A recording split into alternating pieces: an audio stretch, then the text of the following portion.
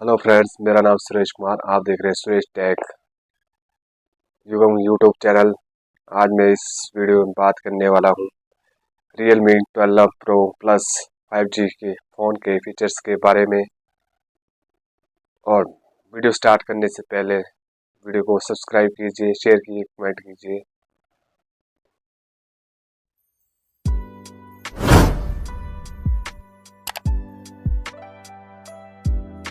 Display 6.7 inch, RAM 8 GB, storage 128 GB, rear camera 50 MP plus 8 MP plus 64 MP, front camera 32 MP और battery इसमें जी 5000 mAh battery. ये video अच्छी लगी तो like share comment कीजिए और इस वीडियो में नए हैं तो सब्सक्राइब।